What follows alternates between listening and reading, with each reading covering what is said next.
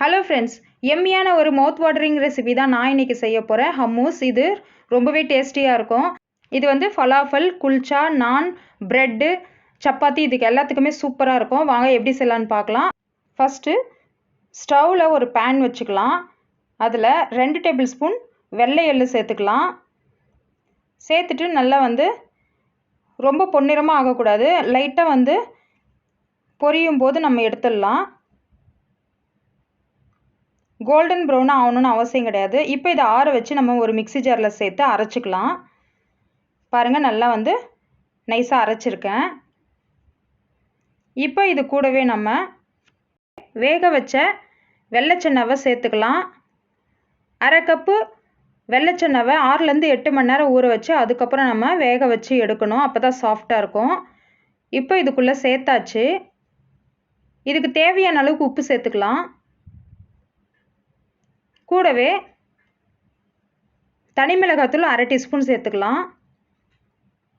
இது கூடவே சீரகப்பொடி அரை டீஸ்பூன் சேர்த்துக்கலாம்.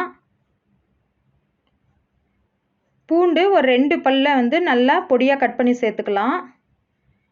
2 டேபிள் ஸ்பூன் எண்ணெய் சேர்த்துக்கலாம்.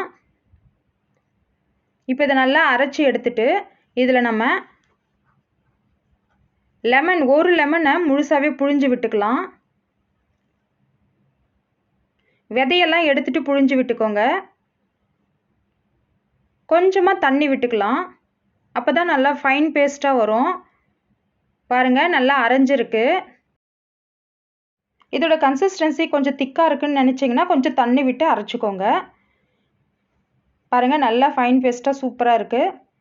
அவ்வளோதான். இது ஒரு பவுலில் மாற்றிட்டு இதில் நம்ம மேலே கொஞ்சமாக தனி மிளகாய் தூளை தூவி விட்டுக்கலாம். அதுக்கு மேலே எண்ணெய் கொஞ்சமாக விட்டுக்கலாம். இது கார்னிஷிங்காக நான் கொத்தமல்லி தழையை நல்லா வாஷ் பண்ணிவிட்டு பொடியாக கட் பண்ணி கொஞ்சமாக சேர்த்துக்கிறேன்.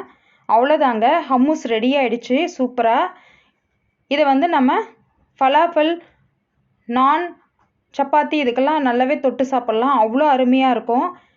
இந்த ஹம்மூஸை நீங்களும் ட்ரை பண்ணி பாருங்கள். ட்ரை பண்ணி பார்த்துட்டு எப்படி இருக்குன்னு கமெண்ட்ஸில் சொல்லுங்கள். பிடிச்சிருந்தால் லைக் பண்ணுங்கள், ஷேர் பண்ணுங்கள், சப்ஸ்கிரைப் பண்ணுங்கள், பெல் ஐக்கானையும் கிளிக் பண்ணுங்கள். நான் உங்களை அடுத்த ஒரு சூப்பரான ரெசிபியோடு சந்திக்கிறேன். நன்றி, வணக்கம்.